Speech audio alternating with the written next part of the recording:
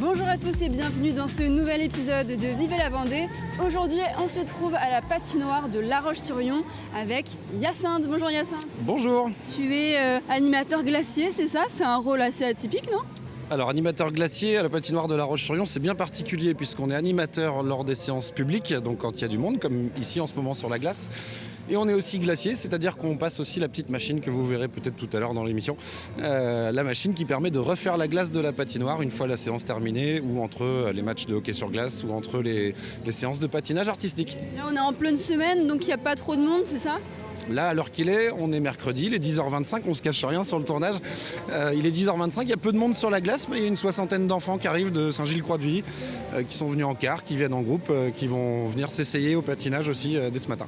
Comment tu es venu à faire ce métier-là? Est-ce que ça fait longtemps déjà? Alors ça fait quasiment un an que je suis en poste ici. Comment je suis arrivé à ce métier? J'étais dans d'autres métiers avant, j'ai fait beaucoup d'autres choses. Il se trouve que j'habite tout près et j'ai vu l'offre passer sur les réseaux sociaux. Et je me suis dit, mais c'est tellement un métier pour moi.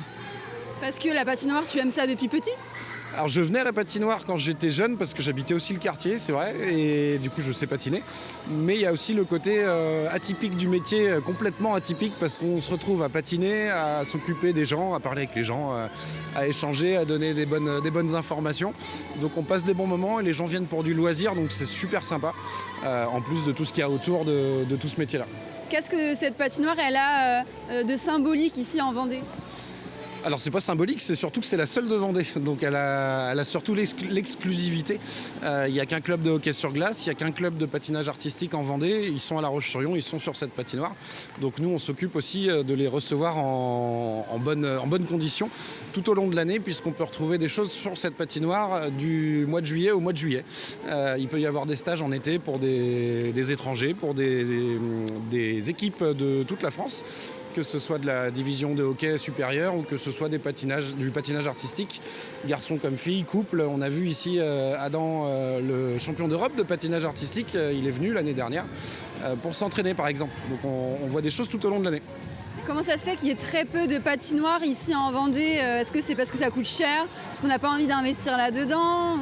Alors je ne vais pas répondre à la place de ceux qui financent, mais je pense qu'une patinoire ça coûte relativement cher à entretenir et qu'à partir d'une ville comme La Roche-sur-Yon, autour de 50 000 habitants, ça commence à être intéressant d'avoir une patinoire. On peut comparer à Cholet par exemple, Cholet qui est une des plus proches, qui est une des patinoires de la région, avec aussi on va retrouver à Nantes, on va en retrouver à Niort. Donc pour comparer un petit peu sur la taille de ville, on ne pourra pas en trouver au Sable d'Olonne ou à Chaland, ça paraît un petit peu plus compliqué.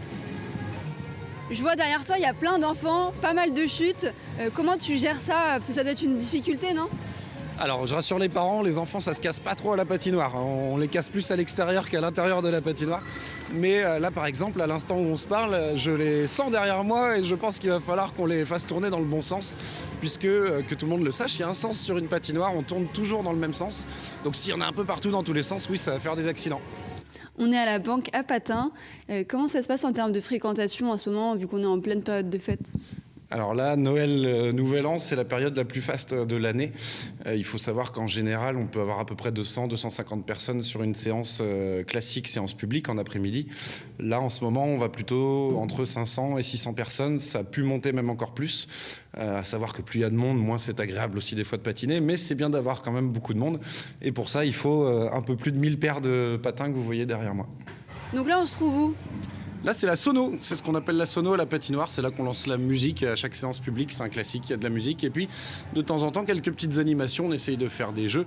On essaye de faire quelques rendez-vous type course ou la fameuse minute de vitesse. Pour tous ceux qui ont connu la patinoire de La Roche-sur-Yon, il y a toujours la minute de vitesse. Est-ce qu'il y a des personnes qui viennent te voir quand tu es là pour faire passer des annonces? Tu sais, ça arrive souvent, ça, non? Je ne sais pas combien il peut y avoir d'anniversaires par jour. Je me demande même si des fois ils sont réels. Non, il est arrivé que des jours on est, 8, 10 anniversaires et on voit des groupes en fait qui viennent pour l'anniversaire et on se retrouve avec des annonces toutes les 5 minutes où les gens viennent nous voir pour demander ce qu'on peut dire et ça fait rire, ça fait rire. Même des messages d'amour, des trucs romantiques? Alors ça, on va essayer de le faire à la Saint-Valentin. Je pense qu'on va essayer de faire un truc, petit message, petit papier et puis on pourra lire les petits papiers. C'est une des idées pour la Saint-Valentin. Tu nous fais un message en direct là? Bon, on va essayer. Jeudi soir, je vous invite, c'est la soirée pull de Noël. Jeudi soir, 21h, 23h15. Vous êtes les bienvenus à la patinoire avec votre plus beau, moche pull de Noël. Ça dépend dans quel sens vous le souhaitez. Je sais qu'il y en a au moins 50% qui ont bien compris le message. Mais là, les téléspectateurs, ils comprennent pas. T'as quand même une autre casquette qui est dans la radio, donc t'es quand même un habitué de tout ça. Alors oui, on va pas cacher non plus que j'ai 25 ans de radio à Graffiti, je cite quand même, et que je fais effectivement une émission tous les mardis soirs de 19h à 20h qui s'appelle Juste le banc, une émission sur le sport en Vendée et surtout dans la région, dans le Pays Lyonnais et l'agglomération. Si tu devais faire un choix entre ce métier, animateur glacier ou animateur radio, là tout de suite, là tu choisis quoi ? La radio, je l'ai déjà fait pendant plusieurs années. Là, non, je suis là aujourd'hui et j'aime bien parce que c'est vraiment ce côté loisir et on apporte. Vous voyez les enfants aujourd'hui, ils sont là, ils sont contents, c'est la fête, tout va bien, c'est les vacances de Noël. Il y a pas de souci, on s'éclate. C'est que du positif. Il y a que du positif. Il y a quand même des accidents de ce que tu me disais, non ? Ça arrive, alors je le disais même tout à l'heure en début d'émission, mais les accidents, ça arrive très peu avec les enfants. Ça arrive avec les ados et avec les plus grands adultes qui tentent des choses un petit peu compliquées des fois. Donc on se retrouve effectivement de temps en temps avec les pompiers, mais c'est pas systématique. On tient pas la statistique, mais il peut y avoir 2 fois un accident dans une séance et puis après pendant 3 semaines on voit pas de casse ou une petite foulure de cheville, mais pensez à attacher vos patins correctement. C'est quoi les accidents par exemple ? Parce que moi j'ai cette idée en tête, peut-être que c'est quelque chose dont on parle depuis toujours, et voilà, de, je sais pas, se faire couper des phalanges et tout par la lame du patin. Tellement peu. Non, le plus régulier, c'est le patin mal attaché, c'est on se fait mal à la cheville, on se fait mal au genou, et la chute de plein pied simplement, où on tient pas debout sur des patins et on se fait mal aux fesses, je dirais le côté coccyx, des choses comme ça, il y a plutôt des chutes comme ça. Pas tant la tête que ça, vous avez le droit de porter un casque, vous pouvez venir avec votre casque de vélo, alors pas avec un casque de moto, mais casque de vélo comme beaucoup d'enfants aujourd'hui sur la glace, et on a des casques à disposition, c'est pas obligatoire mais c'est fortement conseillé, comme les gants, mais on se coupe pas les mains systématiquement ni les doigts à la patinoire. Mais alors t'es pas tout seul quand même à gérer l'organisation ici, non ? Non, effectivement. Alors cette semaine, si vous venez à la patinoire, à la sortie de ce reportage, vous allez trouver Delphine sur la glace à ma place, qui est aussi animatrice et surfaceuse. Et on va retrouver aussi, je vais les citer, Pierre, Hassan, Julien, Brice et Anthony dans l'équipe de la patinoire. On n'est pas tout seul, effectivement. Il faut du monde pour tourner toute l'année, de 8h à minuit quasiment, voire même de 7h à minuit certaines périodes.